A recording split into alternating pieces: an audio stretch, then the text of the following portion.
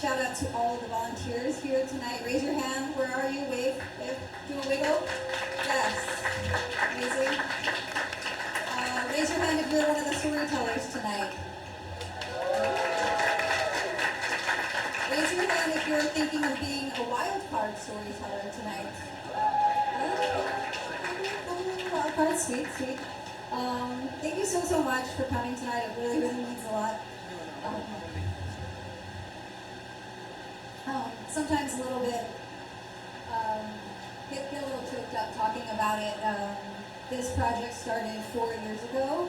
We're almost at 5 years. It was an opportunity that I had during the beginning of the pandemic to sort of slow down and think. I was at a point in my life where I just had been doing promo and marketing and communications for other organizations for years, and I wanted to just figure out what was next for me. And being furloughed during the pandemic, I had that opportunity. I was fortunate, one of the few fortunate people.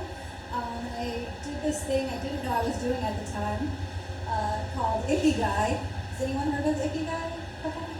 Sweet. But I didn't know it at the time, but I just felt like it's time for me to do my own event, because I've done other events for other people and marketing for other people, and I thought, what do I love doing, and what is my calling or my passion, and I want to do that. And so I pieced it together, and I told friends, and they were into it, and gave me a lot of validation, which was really amazing and supportive.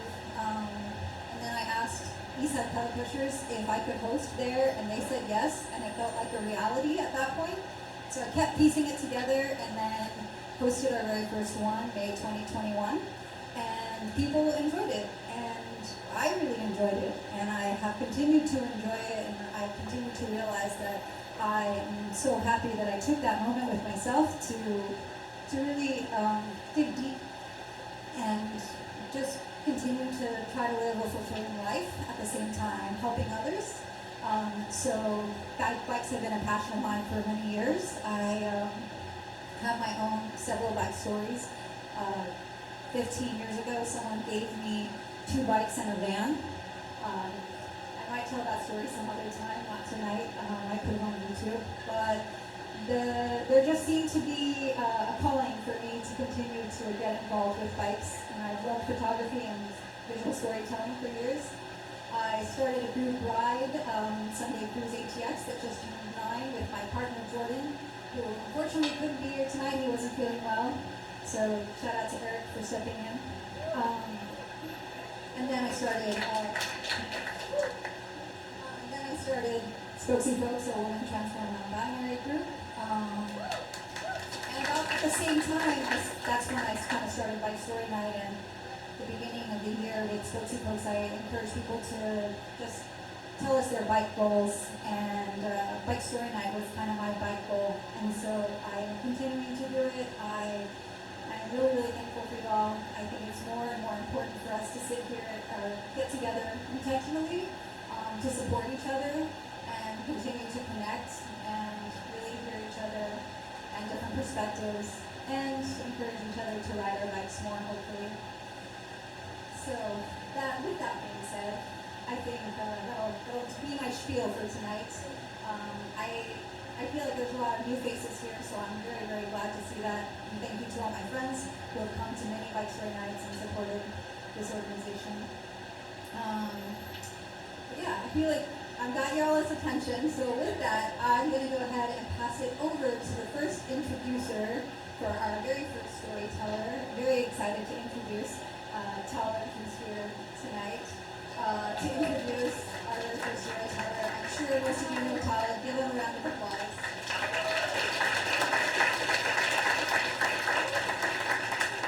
Hey everyone, thank you for the applause, and thank you Val so much for organizing this and bringing us all together. Let's give a round of applause for Val.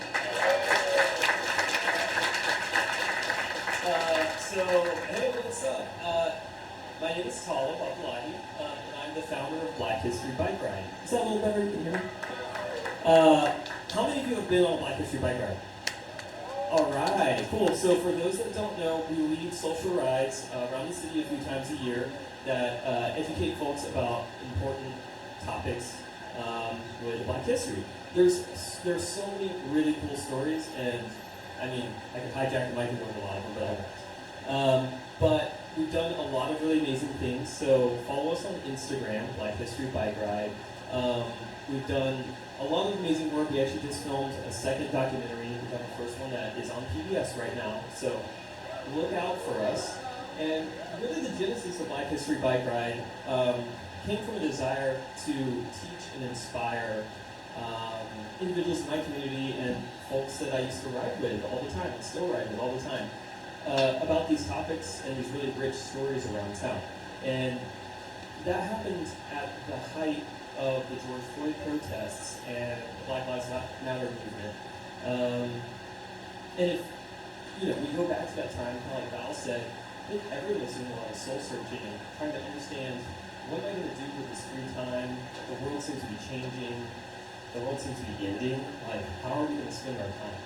And my hope was to get my friends on bikes and to make them more aware of Black history in our city. And at the same time, in another city, not too far away in Houston, Brant Gracia, our next speaker, did something profoundly impactful and very, very similar. At that time, when the world was feeling so heavy, Brant Gracia chose to move in solidarity. Brant organized a socially distanced ride with coworkers from MD Anderson, which is one of the major hospitals in Houston, and that group carried flowers through Houston to the George Floyd mural in his childhood neighborhood, which is a very powerful act of community care, which really mirrors what we do at Black History Bike Ride up here in Austin. For Brant, rides like those are reminders that solidarity is not only necessary, but it's joyful. They can be a way of honoring history, demanding justice, and finding a connection even in the hardest times. Brant's story isn't about just one ride. It's really about how bikes can move us through grief, connect us to history, and become a tool for racial justice. So, with that, let's bring up Brant.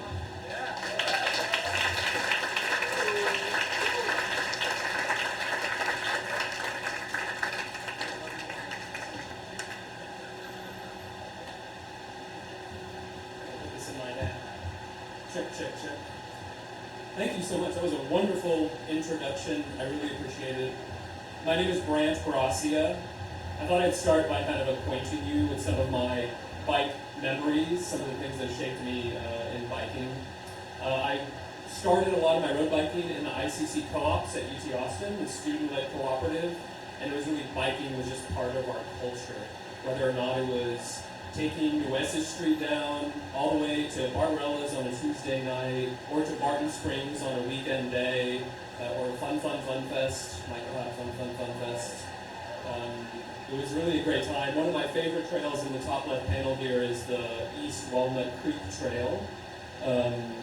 Really, really great just to ride that trail and go out to these bridges and take pictures. This picture has been restored by AI, FYI. I want to be completely transparent with you. Another one, when I first started, when I was in Austin, I was a bike delivery for Favor, back whenever they actually had bike deliveries with the big backpacks on. And so this is actually my very first ride as a Favor bike deliverer, and it happened to coincide with Hurricane Harvey when it hit here in Austin. So at some point I stopped off in the rain at an apartment complex and raining. It's like, let me just wait for the rain to stop. Another time I was in Phoenix, and I wanted to try and get a job, and I thought, like, I'm going to rent a road bike and make this map and just go throughout the entire city and meet people and drop off resumes. And there's a road map of that adventure that I had, and also restored by AI, admittedly. And also in Prague once, I was able to rent a road bike. That was so awesome because Prague is an incredibly hilly city with urban forests. Highly recommend checking it out. So I was able to traverse it and do all these great things really just because of road bikes. So I hope that helps us get acquainted, nice and cozy for the bike night story that I'm going to tell you. I just recently moved back to Austin, and I've now had opportunities to interact with communities that are using bikes in positive ways to bring people together. On the left here is Bat City Bikes. Can I get a hell yeah? Awesome. That's pretty good. You'll have another chance for that. And there are QR codes here associated with these things. If you want to get more information, please scan the QR code. Bad City Bikes is, recreational, goes mild to moderate difficulty every Wednesdays, I think on Saturdays as well. The best part is probably the flow circles where you're going a roundabout and it feels like you're in a bicycle ballet. There's more helmets and fewer tutus. And a really great way to just come together in community and enjoy your love for riding bicycles. On the right here is me and a bunch of us getting started for the Hill Country Ride for AIDS. Can I get a hall yeah? Hill Country Ride for AIDS is the largest fundraiser in Central Texas for HIV and AIDS services. And bikers will raise money for these causes and then ride out in the Hill Country Ride on a family-friendly ride. It's not a race. It's more of a social ride, really, when you're with a group. There are pit stops along the way that are really enjoyable. You get to celebrate with drag queens who are cheering you on. It's just pure joy. This past May, I did the 45-mile ride and helped raise money for the Ashwell Clinic, which provides free sexual health services here in Austin. And it's a really great opportunity, again, to just find ways to bring us together in solidarity. I highly recommend checking it out if you want to register for 2026.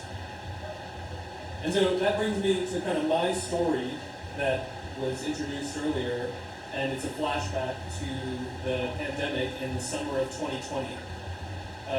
We were all isolated, everything turned to Zoom. It was a really difficult and trying time. Once I was allowed to go back to work, we had morning and evening shifts. I was part of the evening shift, and I would bike into work in Houston at about 3 p.m. in the summer heat. And I really remember, this is going to be one of my core memories. It's so friggin' hot at 3 p.m. in Houston summer. And at the same time, all of this coincided with the murder of George Floyd on May 25th, 2020 in Minneapolis. And there was this protest that erupted around the country. And it was kind of special because it was the first time I felt like people were really we are going out and we are coming together. And I don't care about this, we'll wear a mask. But plenty of us were also I don't know if I want to go out, or I might be compromised, I can't join these protests, which is totally fine.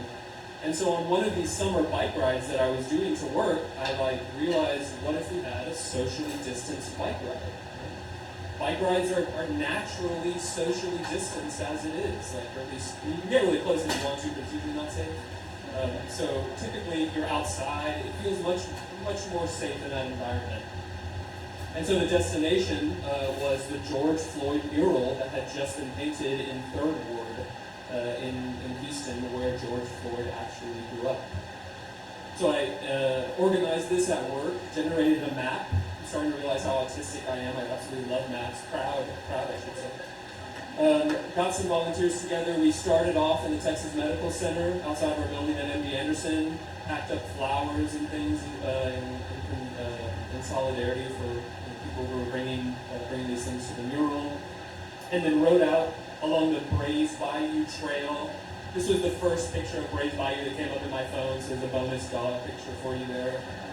And then also out to this rail to trail that used to be a rail line, and they made it into a bike trail, and it cuts through the 3rd Ward and drops out really at I-45 where this new mural was.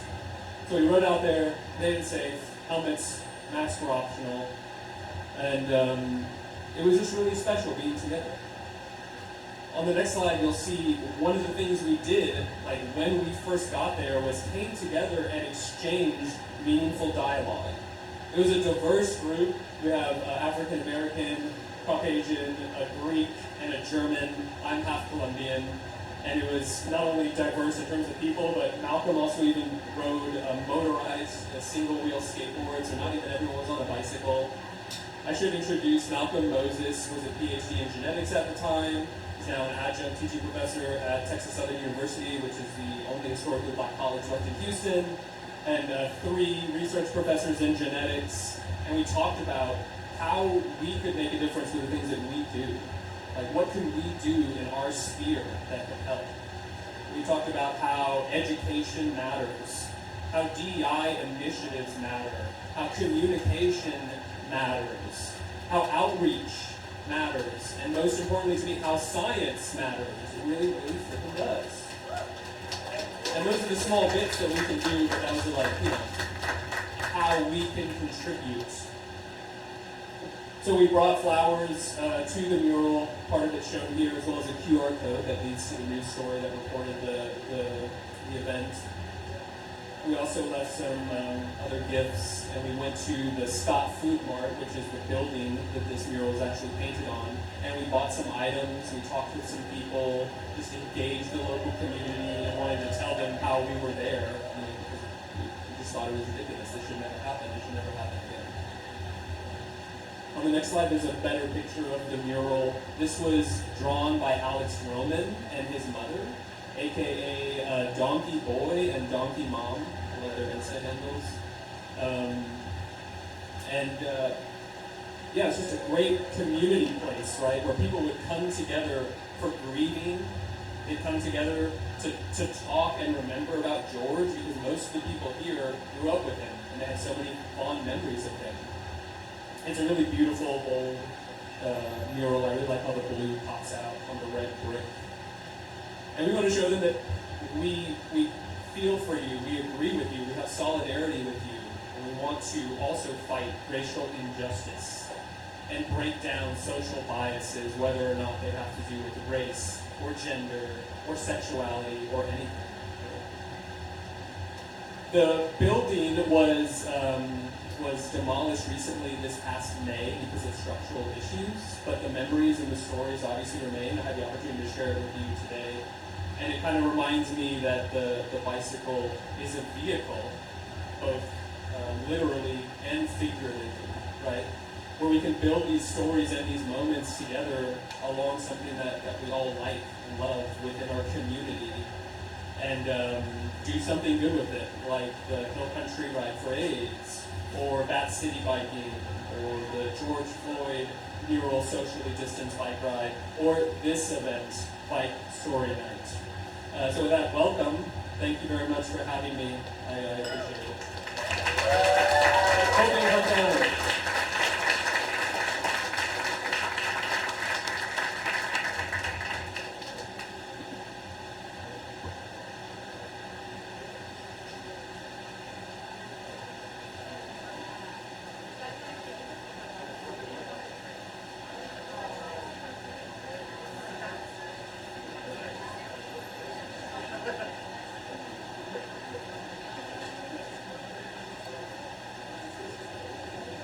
Hi guys, hi Bike Story Night.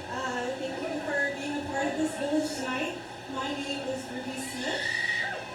Months ago I posted on my Instagram wounds I obtained during an off-roading Sunday cruise that Valerie led.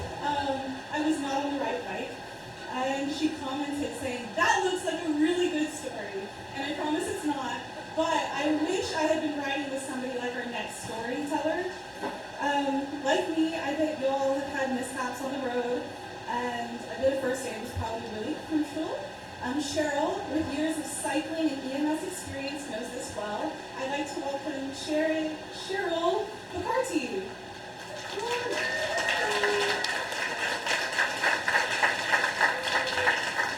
Thank you, Ruby. How y'all doing? All right, I'm gonna give you a little background. So, a long time ago, when I was like 6 years old, I won a bicycle. That was my first bicycle, but I was little and it was really big. And I had 6 brothers. 5 of them were older, so by the time I actually got to ride that bike, it wasn't in very good shape. So fast forward a couple of years, high school, got a high school job, and I ordered my bicycle. The old people will know what I'm talking about, from Montgomery Ward, and it came in the mail, and I put it together because I didn't want my dad to have to take me to my high school job. So I rode it 10 miles there and 10 miles back, whenever I worked. And then a few years later, I moved again, married, kids, and all of that stuff. And in Texas, I became a paramedic. And one of the things that I got into was volunteering on bike rides. I rode a lot of rides, organized rides like the MS 150, a few other rides like that. But then I also started volunteering as a medic, and that's a completely separate, a different way of riding as a medic than it is when you work for the city. That's the MS-150 bike ride right there. I also had the privilege of being able to ride, I'm digress just a tiny little bit, the EMS Memorial Bike Ride is a bike ride from New York City to Roanoke, Virginia. It's 6 days, 600 miles. And I want to tell you about the first day. We started at a fire station in the Bronx. We had a police escort through Times Square. We didn't go through Central Park because something else was going on. We went to Ground Zero. Then we got on the Staten Island ferry and we rode that across. And then we rode across Staten Island to a fire station there, had lunch. And then we spent the night in Princeton, New Jersey, and then the rest of it is kind of a blur. But that first day was pretty amazing.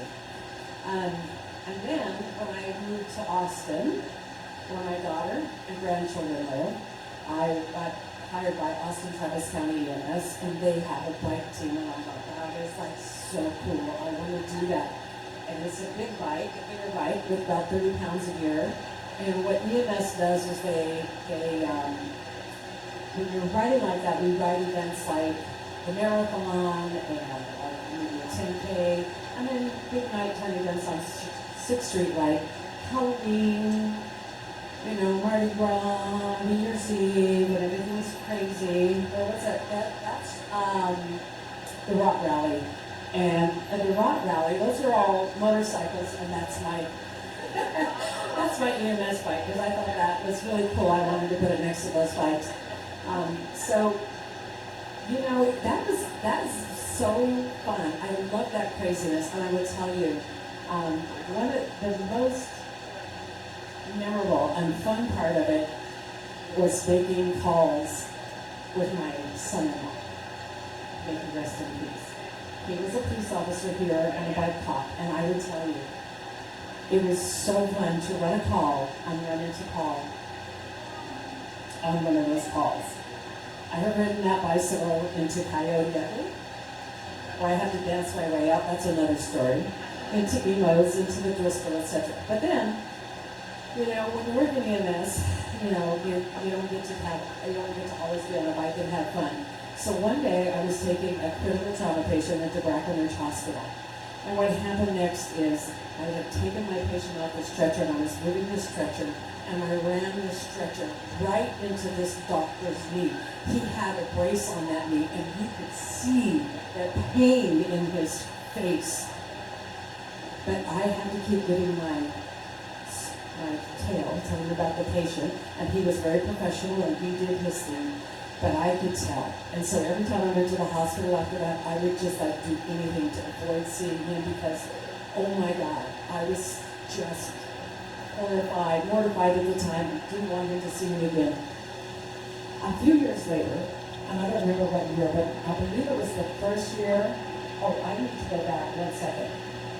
Because Valerie did ask me about people who inspire me, and there's some inspiration in the back of the red, my daughter. She's an amazing mountain biker and mountain bike coach. My granddaughter, who finished her state race with a broken arm and won. And my grandson, who's also an amazing biker and BMXer. Anyway, so back to Gracia.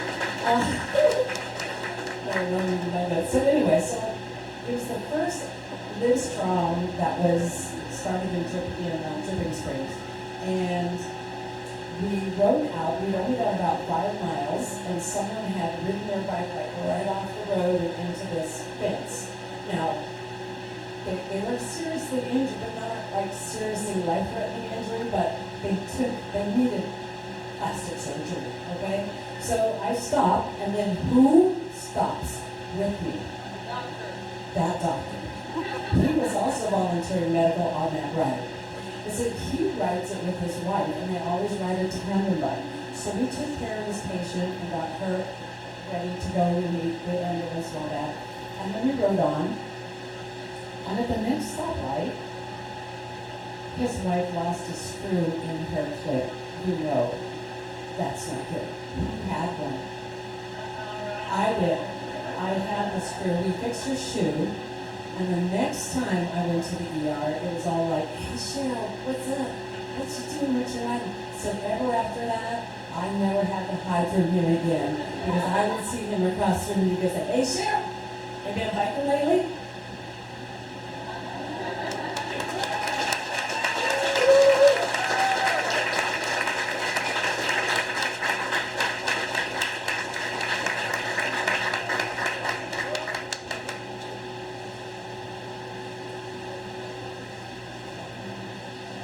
Hey, my name is Cynthia, and I'm introducing one of my best friends in the whole world. Her name is Natalie. We've known each other since 2017. We met on a bike ride, and I was instantly drawn to her energy and her sense of humor.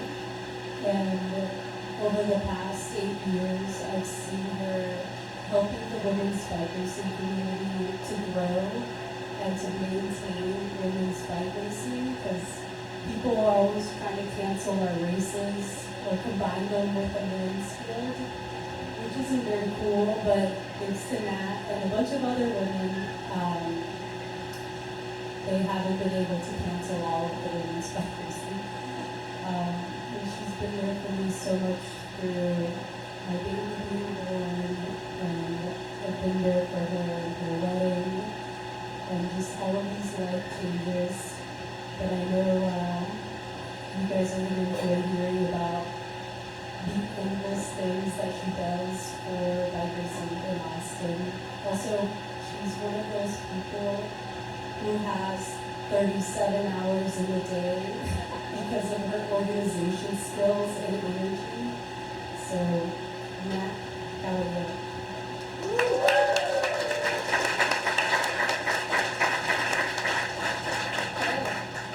Like Cynthia said, my name is Natalie. I grew up here in Austin, so I've actually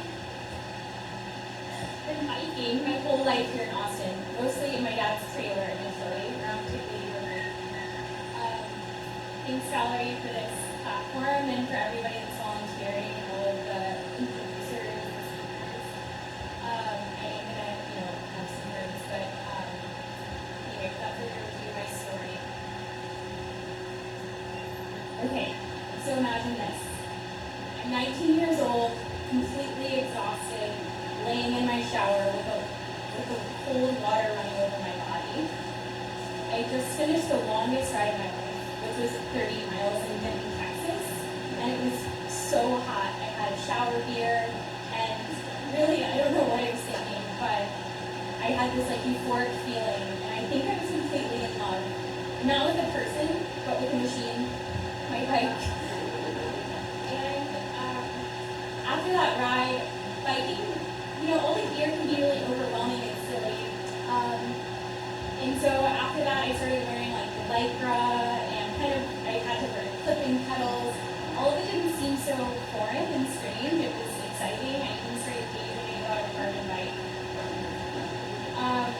I then started going on a bunch of community rides. I met some friends. I got really into it. I even joined the UNT cycling team. And that was really fun for a while. I got pretty fast. And in that community, I was one of the faster women, which was really fun and really something I put myself on a pedestal in a way. It was a badge of honor to be so fast. After college, I moved back to Austin after a very short stint working at a bike shop, and slid right into the community here. So I started going to the Tuesday, Thursday Violet Crown rides, where I wasn't the fastest person women initially, but then started being on the fast women and really got excited by that, right? So it was something I really wanted to be, the fastest woman in this group. I met a couple of different people on the ride, and one suggested I join the Violet Crown women's team, which was a really incredible idea. So I went with it and I joined the team. They had women's rides every Sunday. They had a coach, so we rode together Sundays, and then on Thursdays we went to the driveway, which I don't know, has anybody here been to the driveway? It's on Thursdays. It's a race, a local race, which Cynthia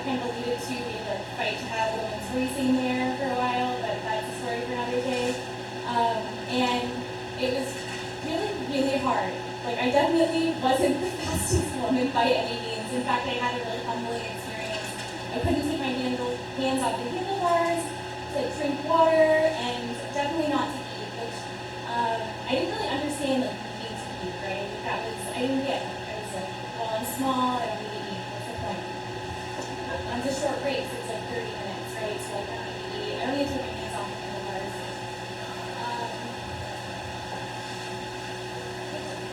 Kind of brings me to this point of like women in a male-dominated experience, right? So biking, especially bike racing, is a very male-dominated experience.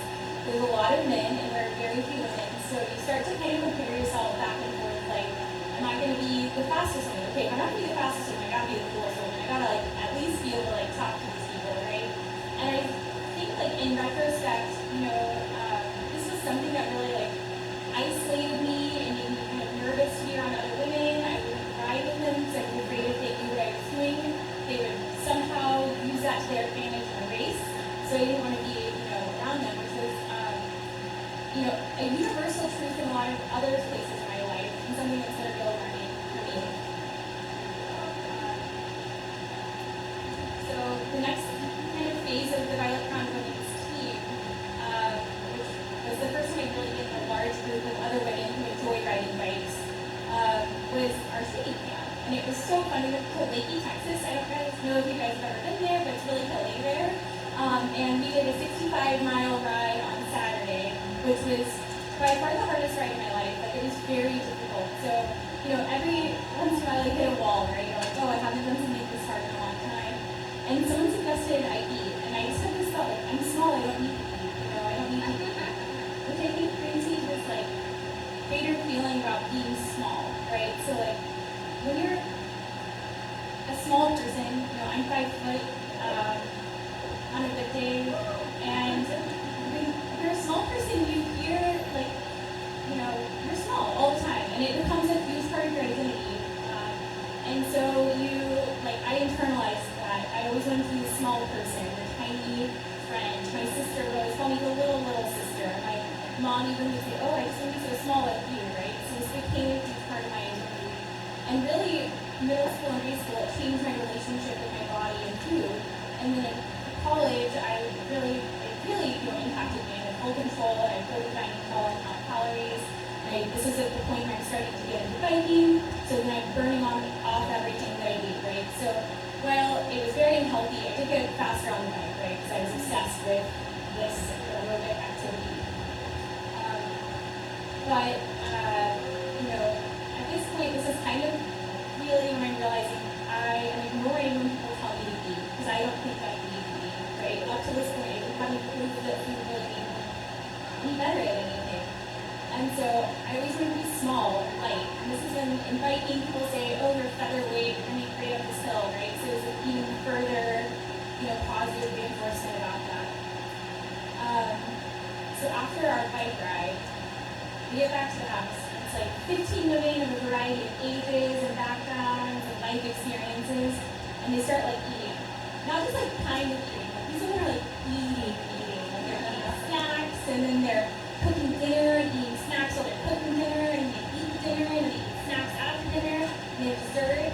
And then some people have more snacks after dessert, and they're drinking beer and drinking wine and laughing and just talking about life in a way that I haven't really seen women have this like multitude of just like life experiences, talking to each other of tons of different ages, and just having a good time around food and just unabashedly feeding themselves and talking about how they will be stronger the next day, and food was what was going to do that for them.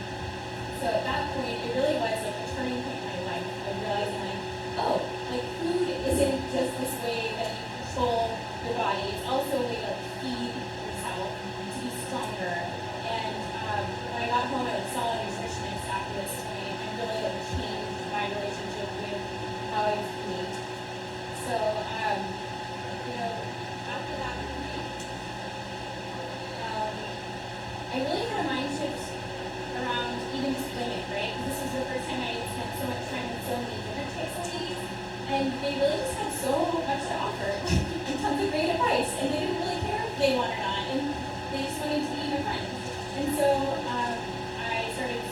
about faster women, more experience, or different types of riding. And I just started to shift to be, instead of wanting to be light and fast, I wanted to be strong and capable. And I knew that the future I wanted for myself was not one of winning. It was one of being really brutally, like, just capable. Like, my body wasn't going to hold me back. I didn't have to think could I or couldn't I. I didn't have to care if I was going to be the first or not. And something that really just gives me, pushes me is like having the capability to push someone else on their bike, which early on in my biking, someone pushed me and it really like actually skipped me on a hard ride. So I always think about that, like being strong enough to push someone else on their bike, give them an extra inch that they might need, and then, make sure that they're eating enough, right? Or you having to do your snacks, you know you need to eat, like I didn't do, right? So I think whenever I think about, biking and creating a community, bikes, it's like, as a result of riding my bike more and getting stronger, I ended up winning quite a few races and really loved, that experience too. It was like this expanding effect of if you don't just care about one thing, you can be so much more. So, anyway, all that being said, make sure you have tons of bike snacks. If you don't, you're probably not next. So, I hope to see you out on the ride.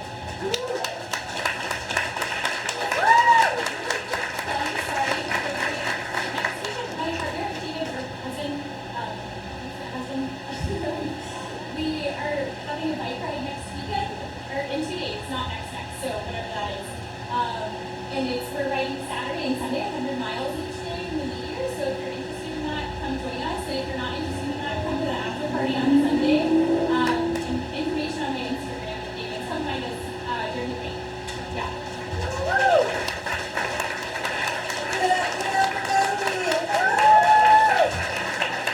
Thank you, Natalie. Thank you. All right, we are towards the middle of our event. We all having a good time? Good, good. I really hope that this event just kind of sparks so much joy or inspiration for you. I hope that you're just remembering all of the lovely things you do on your bike or that you aspire to do on your bike. And you just have a chance to connect with each other, whether it's your friends that you invited or the storytellers. So really appreciate you all being here. And on that note, we're going to pull out one of the coolest prizes we have tonight, which is a $50 gift card to Holdout Brewing. I guess I thought we were going to do this after Pete gave talk, but we're going to do it before. So Pete, come on up here. Pete is a brewer here at Holdout Brewing. This event couldn't have happened without him, so please give him a big round of applause.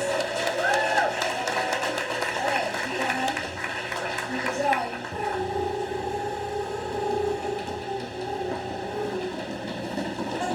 Thank you, thanks. 5'6", 4'6", 1'8". Sorry, go 420, 69, 666. It's 5'6", 4'6", 1'8".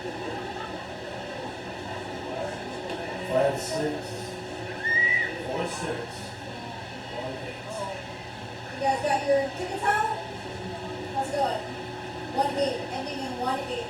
Figure it out, dummies. Come on. We'll give you a minute. We'll give you a minute while Pete gives a talk. Hopefully we'll find you. Pete's going to tell you what they got going on here at Holdout Brewing and hopefully a little more.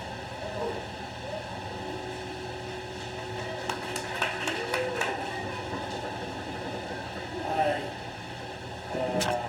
This is gonna suck. Probably more for you than me, but it's gonna suck for me too, so I'm not good at this shit. Okay, so I'm up here to tell a story about bicycles. That is nothing to do with the story. I don't have slideshows. If you want to see photos about this story, you can go on the internet. It's on Instagram. I did a bicycle tour called Mega Tours, hashtag Mega Tour 17 with two of my good friends, Johnny Davis and Nick Weldon. If you want to follow them on Instagram, Nick Weldon is 100 Tacos, Johnny Davis is the Johnny, and amazing Instagram accounts. You'll see awesome bicycle-powered vegan taco cart stuff from Nick, and you'll see really badass fashion and track bike stuff from Johnny. They're both amazing human beings, and if any of you here have ever met them, raise your hands. Okay. So we did a Megabus bicycle tour, and this is a bit of an ode to the track bike group school, whatever you want to call it. It's a track bike. They ride them on velodromes. Usually they're very lightweight, but hey, let's be real. Scale is real. That's fun right there. It's one of the match names. And of course. Anyway, we did 9 cities. They both. Well, Johnny, I think, is back in New York, but at the time he was living in LA. Nick was in LA. I was living here. Nick and Johnny flew out to Austin. We did Megabus tickets. Technically, according to the rules, you are not allowed to bring track bikes on Megabuses. So we broke them down, put them in bike bags, lied, and said they were either musical equipment or art. Pretty broad, but we got away with it. We went from Austin to Dallas to Memphis to Atlanta to DC to Richmond to Durham, to Philly to New York for $74 a person. This was 10 years ago, but still, it's cheap. Like, it's a lot cheaper than a flight, it's a lot cheaper than gas money, and you're here. I didn't see you. Anyway, the reason I fell in love with bicycles is because of the track bike. I moved to Los Angeles from Orange County after college, and I wanted to work in the film industry. Started from moving fast, and I wanted to get quick because I didn't want to find time. Basically traded in a skateboard for a track bike because I fell in love with track bikes because of Kyle Kelly at Orange 20. Shout out to those dudes in the bicycle district, RIP. And if you ever want to go say hi to that guy or Sean from King Frog, go to All ALA in Highland Park in Los Angeles, New York. Go say hi to those motherfuckers and tell them what I said. To tell those motherfuckers hi. And give them a hug for me because they are the most amazing people in the world, along with Nick Weldon and Johnny Davis. And follow them on Instagram. Follow them. It will make your day. Like, seriously. If you like cycling, it'll make your day. So, I fell in love with the track bike because of its subversive nature. It's very easy to fix yourself. I love cycling. I have a multi-speed. I'm not like a total, like, fixed gear ever, whatever. But, I fell in love with the subversive nature of it. Like, you don't need to own a car. You don't need to push money, your hard-earned money to, corporations that pump gas out of the earth that is a non-renewable energy source. And I really love that sort of like I said, subversive, like punk rock, like nature of it. You can be self-reliant, and the bike is easy to fix yourself. You don't have to worry about failures. You don't have to worry about handbrakes. You don't have to worry about any sort of bikes because your legs are hurts. You're not stuck shit on multi-speed because they ride multi-speed all the time. It's like 41 and 90 But yeah, so we did this tour. I know we're behind on time, so just Instagram, #Megatour17. You'll see a bunch of footage and photos of us. We went all over the country. We went in a bunch of amazing vegan restaurants, like stuff I eat in DC. Go there. And we had amazing pizza in South Philly. I can't remember the name of it, but we did a trip of a lifetime that meant so much to me. And I gotta get off this mic because my mouth is so dry because I'm really nervous. And one last thing I wanted to say was to Brant Gracia. Did you go climb Strawhoff when you were abroad? You still here? Did you climb Strawhoff? It's like that spiral hill that goes all the way up to the stadium. Next time, we'll go together. I'm listening. All right, so thank you so much. I think the bicycle is the greatest invention, man. efficient, and one of the greatest inventions man has ever created along sourdough.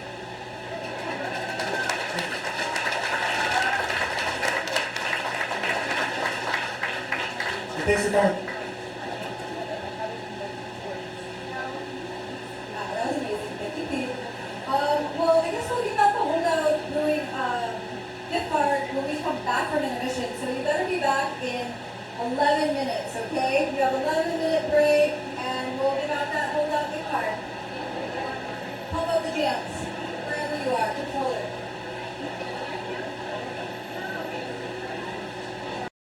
So we have one more storyteller, featured storyteller, Eddie Martinez. And then we have some amazing people who have signed up as a wild card. I love you for doing that. And then we're going to do community plugs, which is 30 seconds to share a memory, to share anything you want to with the community that you'd like to hype up. This could be a nonprofit, this could be a volunteer opportunity, this could be a ride that you've always wanted to start, and you just need people to get interested and meet them here. Like, for example, Spokesy Folks. I know Kit is going to be proud of me for remembering this. Spokesy Folks is a women trans femme ride that, sorry, I'm laughing at the music, that I co-lead and host with some really amazing folks. So if you identify as a woman trans femme, come out with us. Follow us on Strava, Instagram, Facebook.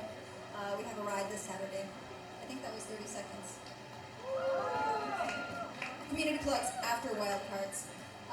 Do we have Eddie Martinez, introducer, here?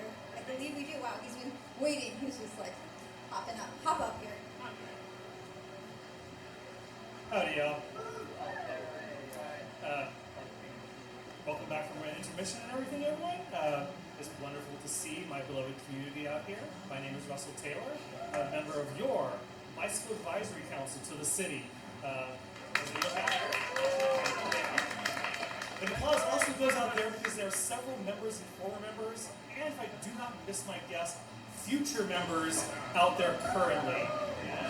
Our elections are going to be held the next time around. It's on the third Tuesday of every month. Is when we meet, and so we're going to have a new crop of members. Tune in for Bicycle Advisory Fund on, not Zoom, one of these other platforms.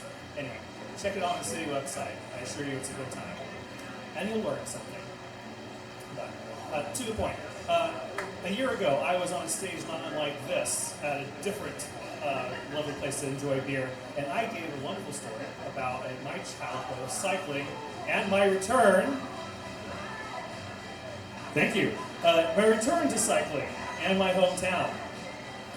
History repeats itself tonight with another story of someone from significantly further away than Butte, Texas, who has yet again rediscovered his hometown through cycling. I give to you Valerie Ruiz. Welcome to the stage, everyone.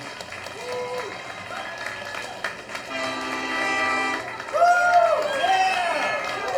Outside has you back, bro.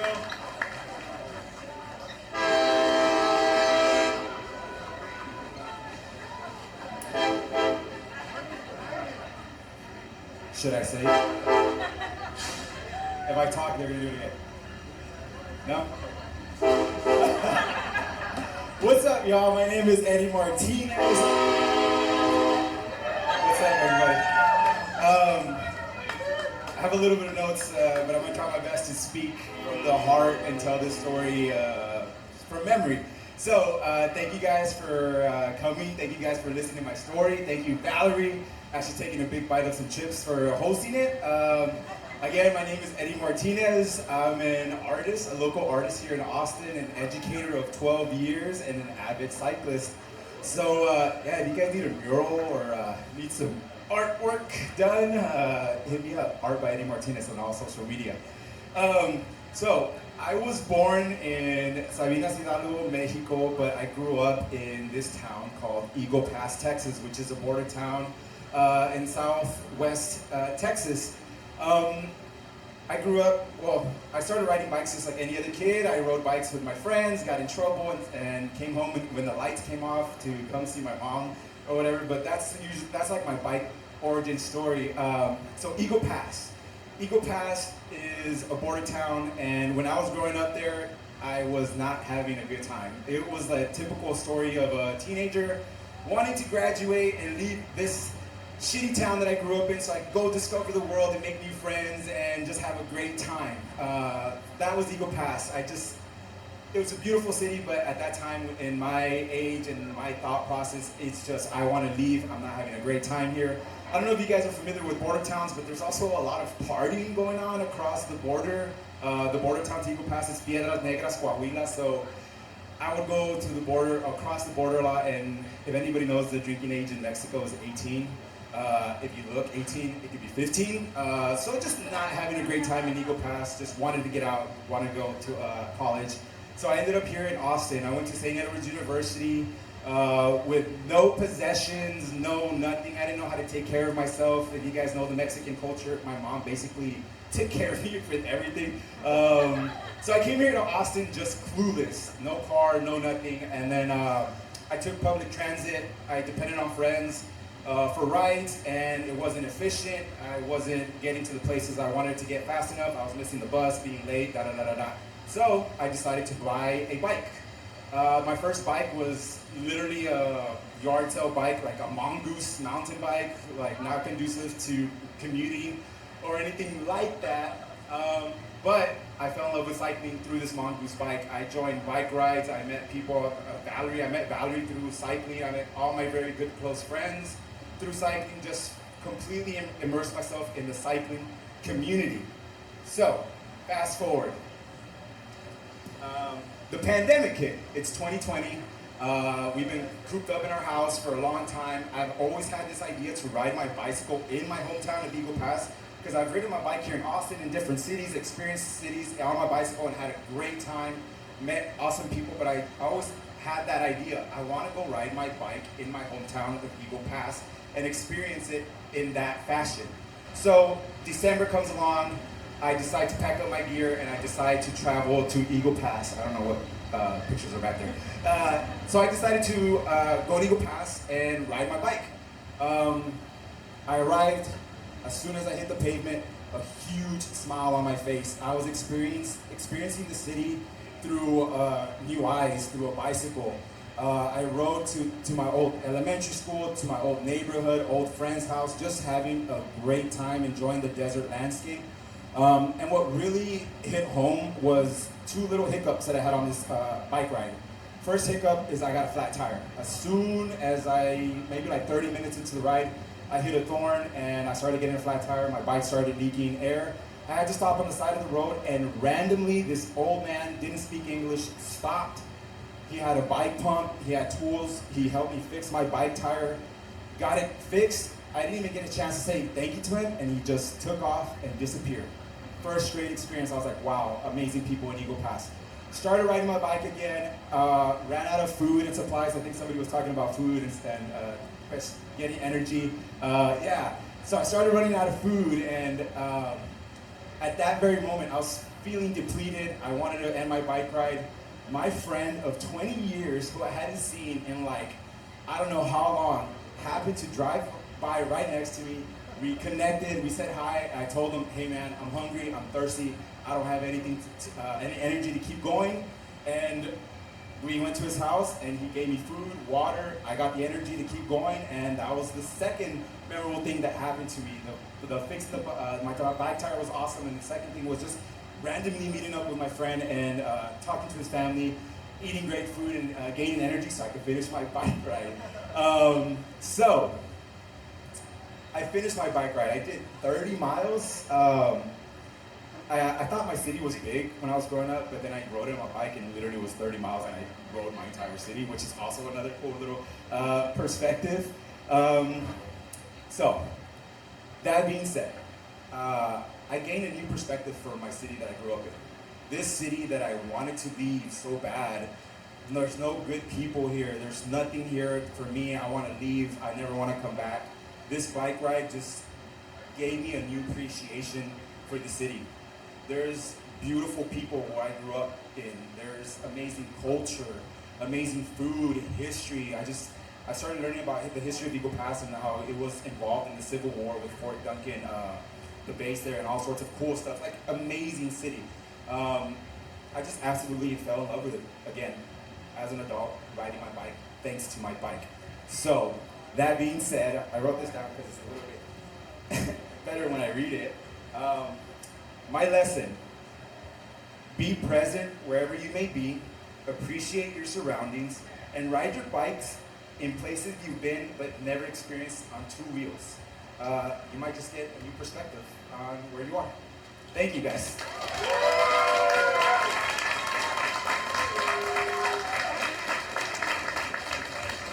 Great job, Eddie. Oh my gosh, that's fun. I want to ride my bike in so many different places. I encourage you to create a goal and go somewhere with your bike. There's really amazing metro bikes, I guess, in so many towns now. It's so cool. I also have a bike goal poster. I hope some of you all wrote your bike goals down over there. It could also be you want to ride your bike in different parts of Texas. So we have more prizes, FYI. I'm going to do all of them after the wild cards before community plugs. We have 3 brave souls who have signed up as a wild card. Thank you for doing that. And thank you also to all of our amazing storytellers who shared so far. Were they amazing? Did you guys? I hope they encourage you to sign up. Your story doesn't have to be an epic adventure. Your story can be just how bikes have influenced you, people you've met, and just all the joys that they bring. So our wildcard storytellers, our first one is going to be Laura Jones. Are you here still? Laura Jones. It is my story. I love cycling throughout my life, from childhood to hardcore, the old core, e-cycling. Could give it up for Laura. Give it up for Laura. I don't know, Laura's not here anymore? She got scared? Okay, well. Alright. I guess we'll go with Russell next, because I know Russell's here. And then after that, Achira has a really cool story based in Colombia that sounds kind of spooky, just FYI. So get ready. Alright, Russell, he's got a poem for us. I'm excited. Yeah, you can't get rid of me, y'all. This is my first time actually doing an original poem in front of an audience, so my apologies in advance. DFL. When the last ray of day fades as I'm on my way, a familiar race begins again, one that I will never win. Pedaling steady, my route home, the dark is broken and I'm not alone. The last short stretch of country road has led me to metropolitan glow. I see him gaining near each street light and pass so swiftly from all sight that it should shock me to soon find by the next lamp he's fallen behind. Is it just one racer or are there many? A shadow peloton stretched out thinly in paceline form throughout my city. A club ride I'll join at my last entry? A wheeled companion is not my foe. If driven by crank, if powered by tow, many shady friends around me fly, but this friendly group is just I.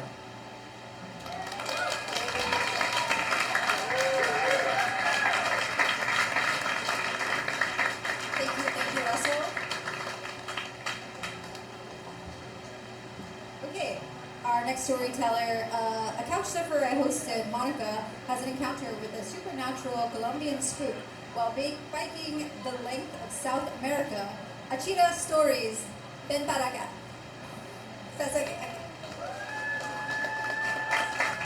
Buenas noches. Oh, come on, this is awesome. You can do better than that. Just a second. Buenas noches. I'm Achira, and I am a traveling storyteller from Colombia. I wander the world scattering stories like seeds, sometimes performing at storytelling festivals or approaching random unsuspecting strangers sitting on a park bench and saying, I've come all the way from Colombia to tell you a story. Would you like to hear it? And this is how I pay for my travels through almost 70 countries. Some of these travels have been many years long. I'm wrapping up a nearly 4-year trip right now. None of this has been on bike. But when I'm not traveling, I host travelers. So if anybody ever ends up in Medellin, Colombia, look me up, I can host you. I mean this. I host amazing travelers, and the first couch surfer that I ever hosted was one of the most inspirational people that I've ever met. Can everyone hear me fine, by the way? Even all the way at the back? Yeah, super. Her name was Monica. She was 25 years old. She was a British girl who bought a one-way ticket to Cartagena in the north of Colombia, bought a bicycle there, set up a little British flag on the back, and set off to ride solo all the way down to Patagonia in Argentina without speaking any Spanish, without having ever done anything like this at all. And the reason she was doing such a thing was because she decided that for a year, every single day, she would do something that scared her. And you've got to be really careful what you wish for. Because the universe was like, oh, you want to be scared? I got you, bitch. When she was riding, before she got to my house, she told me about how just a few days into her trip, she was exhausted. She'd never done a long-distance bicycle trip before. And so she decided to splurge and stay in a motel. I see that nobody is freaking out. That means that you also do not know that motel in English is not the same as motel in Spanish. Exactly. Monica arrived at this motel and was very pleasantly surprised that it was so cheap. She was also rather weirded out that there were mirrors on the ceiling and that all the walls were covered in thick blankets. But, oh well, it was a place to sleep, right? And she was so tired she could sleep through anything. Well, she did not sleep through anything because motels in Colombia are the kinds of places where you can pay for the night or for the hour. And since she was a woman alone in this room, she did not sleep a wink because all night, drunk men were trying to get into her room, convinced that she was a prostitute just waiting for business. And they were literally trying to tear her door down the entire night. This was not the scariest moment of her trip. Oh no. The scariest moment of Monica's trip came after she left my house. After she left Medellin, a big city of around 4 million people, very modern and developed, after she went deeper into the mountains, climbing higher and higher, deeper and deeper into the wild places of Colombia, where no tourists ever go, not even today. And you see, Colombia is a place where stories are still alive, and you kind of have to believe in magic. Monica knew none of this. She was riding along, la la la la la, with her little British flag flapping on the back of her bicycle, learning a couple of phrases. And this was a long time ago. This was before we had Google Maps, people. We didn't have smartphones. This was just her following the road. And she carried with her a little travel camping hammock, that's the word, a little hammock that she would ride throughout the day, and as soon as it started getting dark, she would stop her bicycle, hang her hammock between two trees, spend the night, and then when the sun rose again, she would pack up and keep riding. And this particular day, she had been riding for a while, and it had been a while since she had seen houses. And it was starting to get darker. But she didn't want to camp in the middle of absolute nowhere, and so she kept riding until she found a house and went a little bit past. She liked to be relatively close to civilization in case anything were to come up. And then she hung up her hammock in what seemed like a good, safe spot and went to sleep. And it was perfect weather, maybe a little bit chilly up in the mountains of Antioquia. But she was sleeping soundly because you know how tiring it is to ride a bicycle up a hill, carrying everything you own. But in the middle of the night, as it was deep, deep darkness, silence, Monica was woken up by the voice of a little girl saying, "Monica, Monica, come here." She woke up, immediately started looking around because literally the voice had been right next to her ear, right next to her hammock. And she sat up and shined her flashlight and looked around, and there was nobody around, there was nothing. And so she lay back down, feeling a bit uneasy because, well, it must have been a dream. Because what kind of child would be out here in the middle of nowhere, in the middle of the night, calling her by name in English? And so Monica laid back down and was just, I'm too tired for my own good, and I started falling back asleep. But she wasn't asleep yet when it happened again. Monica, Monica, come here. So Monica jumped up again, and this time she had the flashlight in her hand, and so she showed her light right away. Because this time it sounded further away. It sounded further away, but what Monica did not know is that the stories we tell in Colombia, if you hear, for instance, El Silbón or La Llorona, or any of these spooks, if it sounds close, that's far. It sounds far. It's right behind you. Well, Monica shone her flashlight, and the light shone on something. Maybe, I don't know, from here to a little bit further than where Valerie is right now. And it was just this shape. It was big. It was definitely larger than a person. And she wasn't quite sure if she'd seen it before. Was it there when she went to sleep? Was it just some bush or something? It was kind of too dark, too far away to see it clearly, and it didn't really have that much of a shape. It was just this, literally this amorphous thing. We have a word for that in Colombia, el bulto. Bulto is like a sack, like a thing. That's the closest translation in English, just a thing. But she did not know the stories. And so she shone the light on it for a while, and it did not move. And so finally she convinced herself that, oh, it's just some bush or something that I hadn't noticed before. And so she turned the flashlight off and lay back down in her hammock. But of course this time she did not sleep. She was wide awake, attentive to absolutely any sound when Monica, come here. Instantly she showed her flashlight. She was ready. The bulto was gone.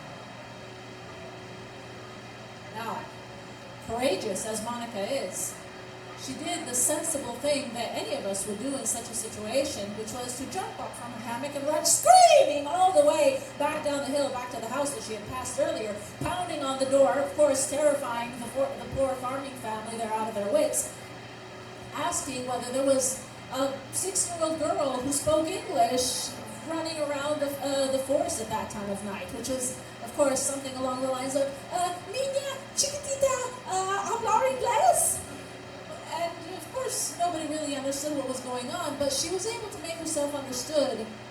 And then they were like, oh, you better spend the night in here tonight. But you know what, for me, is the craziest part of this story, is that the next day, Monica got up, packed up her hammock, got her bike, and rode again. She told me this story months after it happened. We didn't have much contact because this was, of course, before smartphones, and so she would have to find an internet cafe and connect to the computer, and there were plenty of more important things to do than connect with a couch surfer that she'd met once. But she told me this story, and after that, I had 2 more communications with Monica. Some months later, I wrote to her to see how the trip was going, and she said, oh, I've been stuck in Ecuador for a month because everything was stolen as soon as I crossed the border, my passport, everything. I've been sleeping with the hippies under the bridges and juggling at the stoplights to be able to make money for food. And my reaction was the same as Natalie's right here. Oh my goodness, I'm so sorry. And the last communication I heard from her after that was, oh no, it's been the greatest experience of my life. If this had not happened to me, if I had not lost my passport and my money and my bicycle and everything, I would not have met the people I have met. I would not have discovered a strength within myself that I did not know that I had. I would not have had all of these experiences.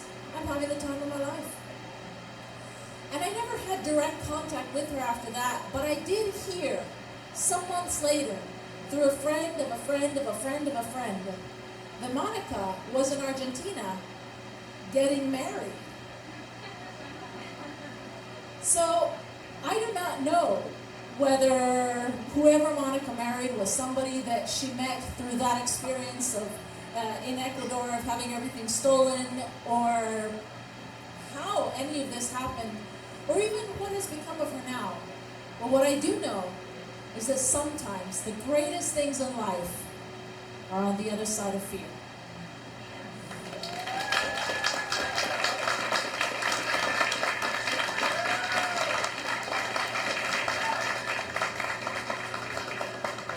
That was amazing. Okay, got a couple chills a few times. On that note, let's balance it out. Let's raise a toast to all the storytellers, Holdout Brewing, and bikes, and the people that we love to ride with. Raise anything that's in front of you. Yes. Cheers. Cheers to you. Cheers to everyone. Cheers to everyone next to you as far as you can reach. Highly encouraged. We have several prizes. I'm going to go ahead and call them out fast, so please pull out your tickets and listen close as we have these really cool bags, duffel bags, thanks to the Peddler Bike Shop on Duval. Very sweet, donated 3 of these Odyssey duffel bags. We'll just pack them and go to Colombia next week, okay?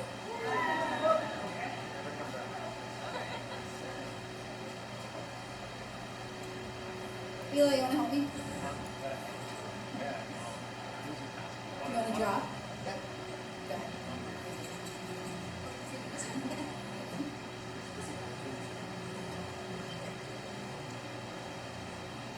5, 6, 4, 6, 3, 8. Last ones are 6, 3,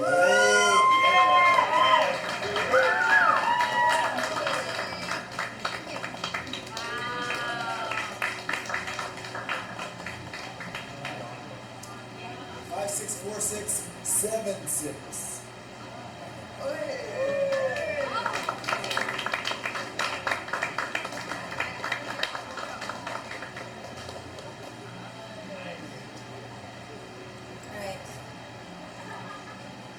5, 6, 4, 6, 1, 7. 17. Here. 5, 6, 4, 6, 1, 7. Okay. Going. 4, 6, 2, 6. Last 4. 4, 6, 2, 6. Don't go home early. 5, 6, 4, 6, 5, 6. Yay! Since I have this in my hand, this is a wonderful. No. This is a wonderful signature sample pack from La Dolce Velo. She's here tonight. She makes these amazing signature ice creams. We'll connect you through email so that you can get your ice cream. Amazing. Shout out to La Dolce Velo. Amazing. Okay. Another duffel. Let's get another duffel out, I believe. 5, 6, 4, 6, 6, 8. 6, 6, 8. I will get you a duffel and a bike story night sticker in just a moment. Nina, do you mind getting that duffel? Do you know where the other duffel is? Okay, we have one more prize from Bike A Lot. They have a little gift set, which is like some sunglasses, a cool headband, if you like some other cool bike gear. I forgot they were one of the first people to donate. 4631. Alex. 4631.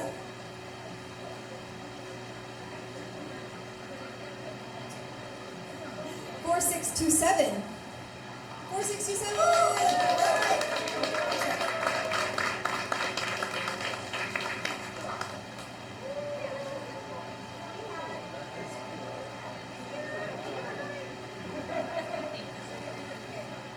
We Wait, oh my gosh, okay, we have one more extraordinary prize. Russell, will you bring it? Up? This is one of our last prize entries tonight. Thanks to Jim Bob, I hope I'm saying that right. Jim Bob is a really amazing clay potter. He also makes amazing bike art with bike wheels.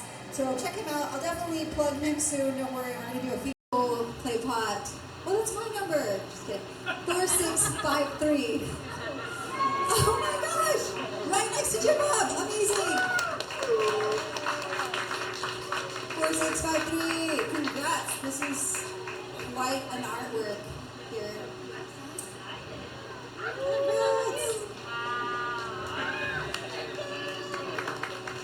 Alright. Oh, could you put it up to the prize, the sponsor people?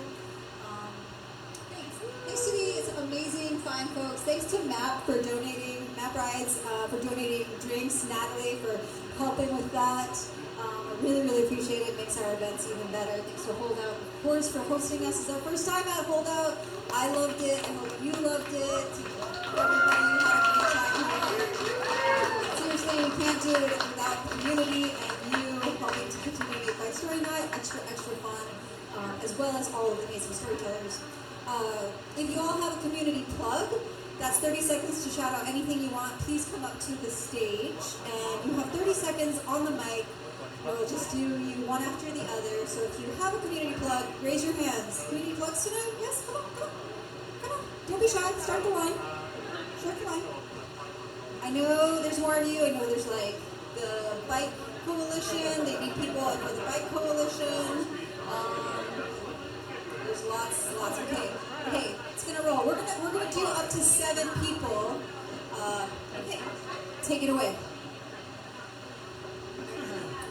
Hi, anybody want to try bike packing? You should check out Dog Speed Cycles on Instagram. They're doing a fall bike packing schedule from October to December, ranging from 40 miles round trip up to like 90 miles round trip. If y'all are experienced bike packers, I would highly suggest you try out the Central Texas Showdown. They have distances ranging from about 80 miles all the way up to 500 miles. It's from October 23rd to like the 26th. Check it out. Also, as a former employee of Cyclists, and I love Jacob and Emily so much. Dog Speed Cycles, go there, they're the best shop in town. No offense to the other shops, there's lots of great shops in town, but go to them. They could really use your business. They are amazing people, they're honest people. It's a really solid, locally owned bike shop. And yes, go on those like overnight campouts or bikepacking trips. They're just the best people. And support your local community by supporting them. Fuck drunk.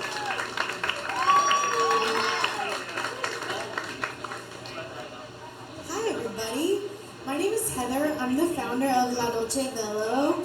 I make handmade popsicles and ice cream sandwiches, and I sell them for a bicycle. One of the speakers earlier tonight mentioned the Driveway Bike Series race.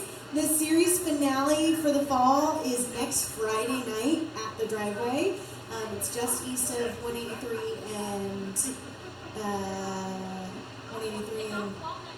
it's off of Walnut Creek Trail. I will be there next Friday night, handing out some popsicles to some racing winners there. It's a really fun race, so come check it out. And then the rest of the weekend, I will be catching the outcrop from ACL, so you might see me on the Fleetwood pedestrian bridge slinging popsicles. So, see you next weekend.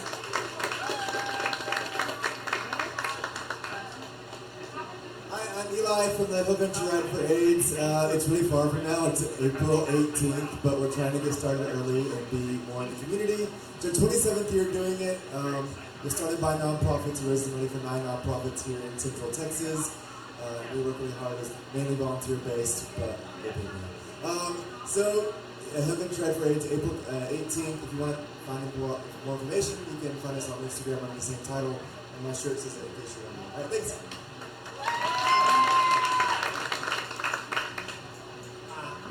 Hi,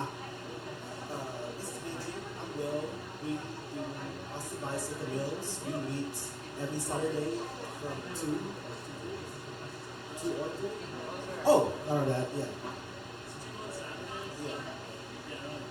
Austin Bicycle Wheels is every Saturday at 2 p.m.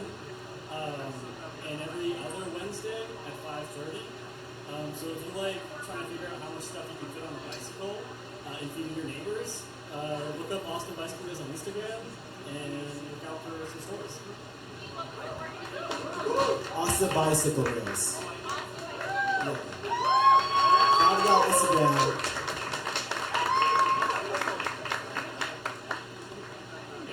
I'm Carter. I'm completely unaffiliated with this cause formally, but the city of Austin is looking for public input to redesign 6th Street.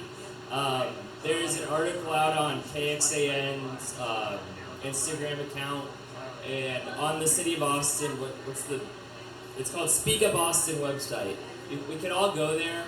Like if the 50 of us filled out that survey, we'd get bike lanes on 6th Street between 35 and Congress. So everyone go there, fill out the survey. There's probably not that many other people doing it. So if you want bike lanes on 6th, go fill out the survey. Again, it's on KXAN's Instagram or go to the Speak Up Austin website.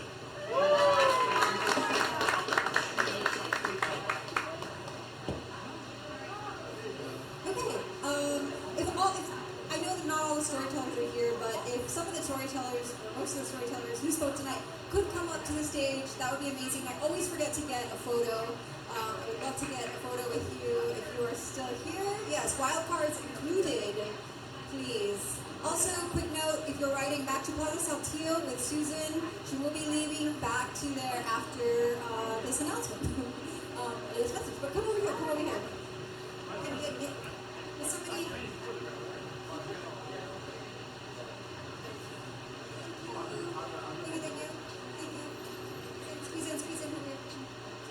Is this a good square? Also, go that way. Is this all the storytellers? Is it? No, where's the guy? Yes, Pete.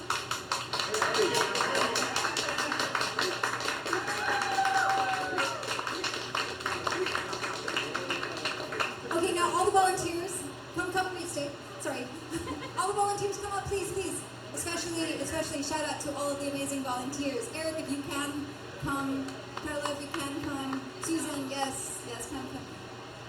Appreciate you all. I cannot do this without this amazing community. Honestly, thank you. I want to do this at every event. If I have it, please know that I'm thankful for you all. So please squeeze in here. I hope somebody can get a cute shot of this and send it in my phone. Thank you, Holdout. Thank you, everyone, for coming today. Really, I cannot thank you enough. Follow us on the socials, share with your friends, sign up for our newsletter, buy merch if you like to, tell your friends however you like to talk to your friends if you're not on socials. I think that should wrap it up. I'm honestly so honored to be here with you all tonight. I appreciate you, and I hope that you come to the next one and consider continuing to ride your bike and tell stories about it. So, Bike Story Night 21!